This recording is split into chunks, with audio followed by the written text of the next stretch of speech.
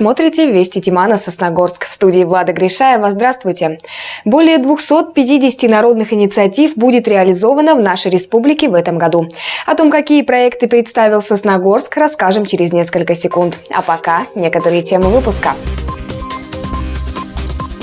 Адаптация через творчество. В Сосногорске успешно стартовал социальный проект под названием «Аниматик». Лыжня России. В минувшие выходные наш район присоединился к главному зимнему празднику страны. «Знай наших». В универсальном спортивном комплексе «Метеор» завершился второй тур республиканского первенства по мини-футболу. В КОМе утвержден перечень проектов, которые будут реализованы в рамках народного бюджета. Соответствующий документ был рассмотрен и подписан на заседании межведомственной комиссии, которая прошла под председательством руководителя администрации главы КОМи Михаила Порядина. В список попало 277 социально значимых инициатив, поддержанных жителями республики. На эти цели будет выделено более 119 миллионов рублей. В народный бюджет попали и проекты, предложенные жителями Сосногорска. В этом году количество одобренных народных проектов выросло в 2,5 раза по сравнению с прошлым годом. 8 народных предложений уже в этом году от стадии заявок перейдут на этап непосредственной реализации. Так, в сфере культуры запланирован ремонт концертного зала детской школы искусств. В сфере спорта обустроят футбольные поля в 6-м микрорайоне. А в сфере образования запланировано создание ресурсного медиацентра для детей и подростков на базе Дома детского творчества. Коснулись проекты из сферы дорожной деятельности и благоустройства. В поселке Нижний Одес уделят внимание подъезду к гаражному комплексу. Здесь будет выполнен ямочный ремонт. В поселке Поляна обустроят зону отдыха, а в Малой Пере установят спортивный комплекс. Затронет народный бюджет и сферу занятости населения. В поселках Керки и Поляна будут выполнены работы по ремонту и очистке колодцев. В поселке Виз будет произведена очистка территории от несанкционированных свалок с привлечением безработных граждан. Этот же вид работ запланирован и в Керках. Добавлю, народные проекты будут реализованы органами местного самоуправления совместно с гражданами Сосногорского района до 1 октября текущего года.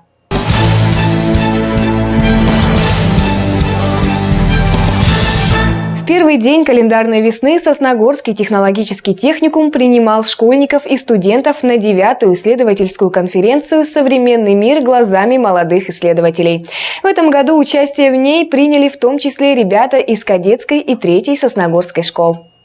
В этом году в рамках конференции работало 3 тематические площадки – естественные науки, современный мир и социально-гуманитарные науки. Так, например, учащаяся кадетской школы провела исследование истории России с помощью ряда числа Фибоначчи на основе длительности эпох. В свою очередь, Анастасия Казакова из 2-й Сосногорской школы представила работу «Досуг подростков 2 разных поколений». Я веду активную досуговую деятельность, и мне захотелось узнать, как проводят свой досуг мои сверстники, и захотелось сравнить, как проводили этот же досуг подростки прошлого века. На эту работу меня сподвиг мой учитель. Мне она очень интересна. В свободное от учебы время девушка занимается танцами и читает, любит гулять. Говорит, что сегодняшним подросткам свежий воздух просто необходим. Я бы, наверное, порекомендовала больше времени проводить на улице, потому что сейчас идет тенденция к одомашниванию, что плохо для здоровья. Больше читать книг, потому что это развивает нас больше всего. Продолжать развивать спорт, заниматься спортом. Всего в конференции приняли участие около 30 школьников и студентов. Каждый из них не только провел свое исследование, но и поделился опытом со сверстниками, делая шаг в удивительный мир современной науки. В Сосногорске успешно стартовал социальный проект под названием «Аниматик». Какова его цель и кто является его участником, об этом в нашем материале. Проект начал реализовываться в конце 2018 года на базе Сосногорской городской организации инвалидов. И направлен он на адаптацию детей с особенностями развития в обществе. В проекте принимают участие 40 детей с инвалидностью. Проект направлен на социализацию детей с инвалидностью путем арт-, мульт- и анималотерапии.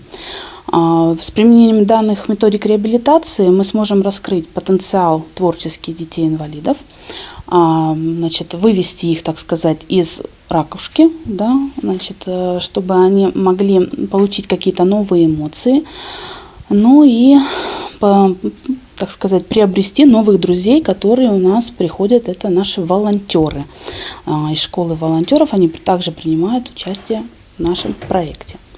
Отметим, что «Аниматик» является победителем конкурса социальных и культурных проектов компании «Лукойл» и реализуется общественной организацией инвалидов при участии специалистов Сосногорского отделения реабилитации для детей и подростков с ограниченными умственными и физическими возможностями. Сумма гранта составляет чуть более 180 тысяч рублей.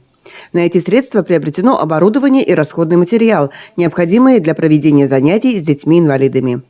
По задумке организаторов, итогом проекта станет мультипликационный фильм «Мы такие разные», созданный детьми с помощью взрослых. Ребят будут обучать различным техникам – лепка, рисование красками и песком, лего-конструирование.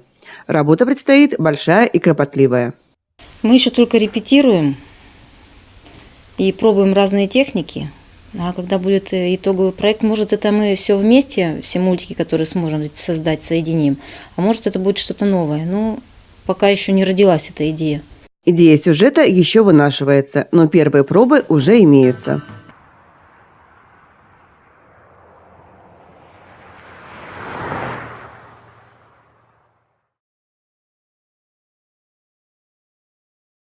Дети-инвалиды получат опыт работы с видеокамерой и фотоаппаратом. Впервые прикоснутся к такому ремеслу, как мультипликация.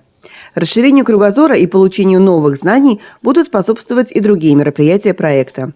Например, игры на свежем воздухе. На днях ребята уже приняли участие в игре «Лазертаг». Дима! Бежи, хорошо! Это интегративные мероприятия, когда ребята с инвалидностью могут участвовать в спортивных играх с ребятами, которые здоровы.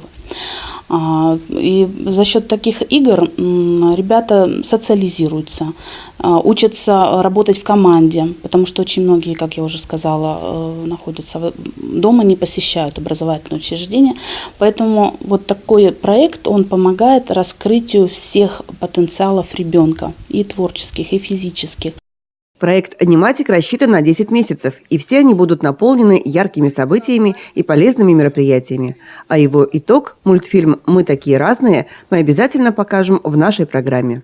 Елена Двожик, Евгений Юрин, Вести Тимана, Сосногорск.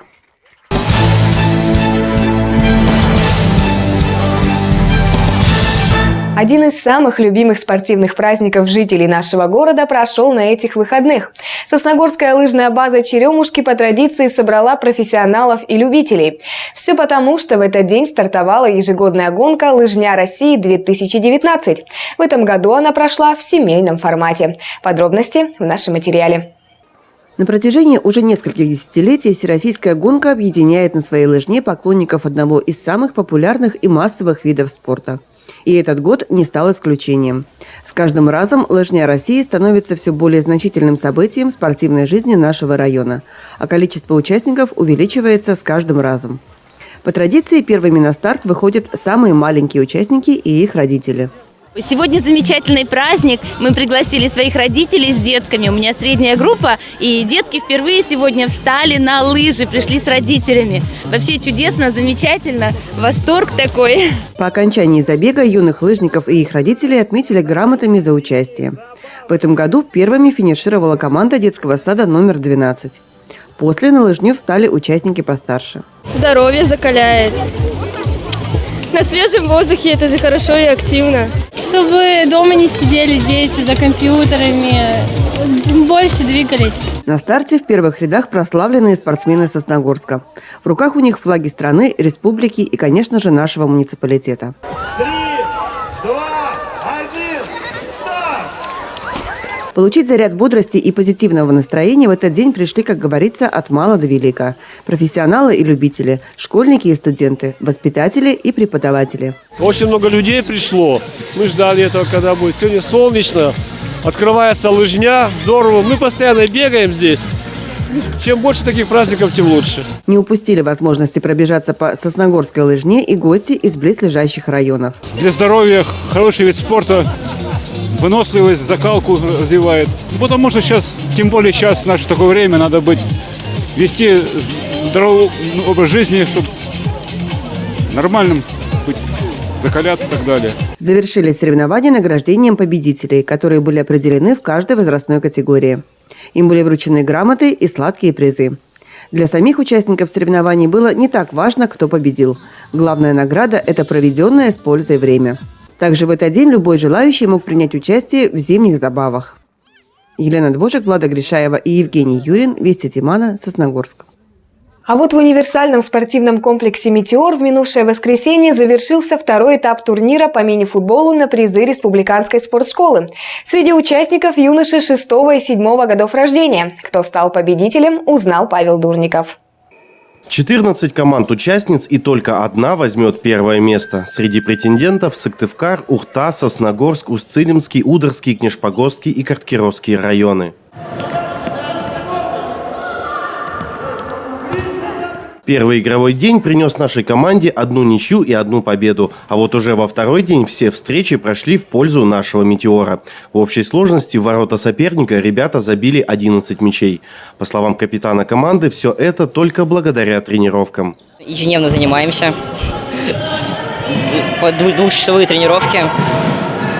К турниру как готовились? Делали различные упражнения, там квадраты на удержание. Какие у тебя ожидания от турнира? Выйти с золотыми медалями. Но не каждый из ребят сразу посвятил свое свободное время этому виду спорта. Вратарь «Метеора» Егора Солодкин свой спортивный путь начал с единоборств. Началось все давным-давно. Мы сначала пошли на один спорт, другой, на тэквондо. Там меня не ждал успех, и мы решили пойти обратно. Месяц я не занимался ничем, потом пошли на футбол. Мне понравилось, и решили дальше заниматься. Так вот уже 6 лет занимаюсь. Подготовка к любым соревнованиям – это прежде всего усердные тренировки и слаженная работа тренера и всей команды. И подобные турниры – это отличная практика и закрепление результата. Уровень подготовки тяжело как-то сравнить, потому что выезжаем довольно-таки редко в связи с тем, что проживаем очень далеко от Сыктывкара, от Ухты. Транспортные расходы очень дорогие. Поэтому, считаю, что на данном турнире команда показывает для сельской местности неплохой уровень. Опыта у нас не так много по сравнению с городскими командами и те, которые проживают близ города. Взять золото турнира не так-то просто, говорит тренер сосногорского «Метеора» Денис Куликов. Ведь каждая победа достается с трудом. Честно сказать, хотелось бы получше. Игры такие все достаются с трудом, победы. Но надеемся, что к каждой игре будем прибавлять и дойдем до чемпионства. Для вас на турнире кто самый главный соперник? Я думаю, что, наверное, это мы сами. Тут все больше от нас зависит, чем от других команд. Но все это никак не помешало команде занять первое место турнирной таблицы. На втором месте Ухта замыкает тройку Сыктывкар. Павел Дурников, Влада Гришаева и Евгений Юрин. Вести Тимана, Сосногорск. В завершении выпуска о погоде.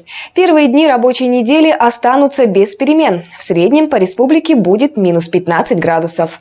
По прогнозам синоптиков, в середине недели через регион будет перемещаться циклон со стороны Балтики.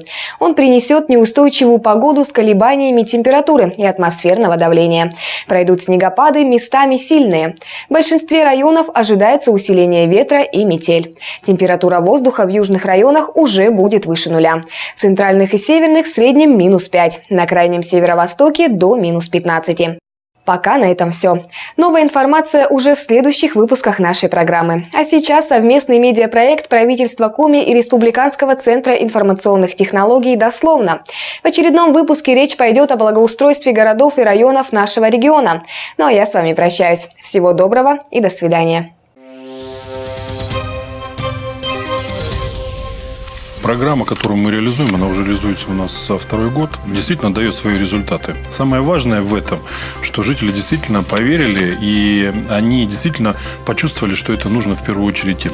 Они сами выбирают те объекты, которые нужно благоустраивать. Это важная история. Несколько цифр. У нас территорий в 2017 году было 117 в 5 муниципальных образованиях, и в этом году 152. Географию мы расширили. 1,5 раза мы увеличили соответствующий охват.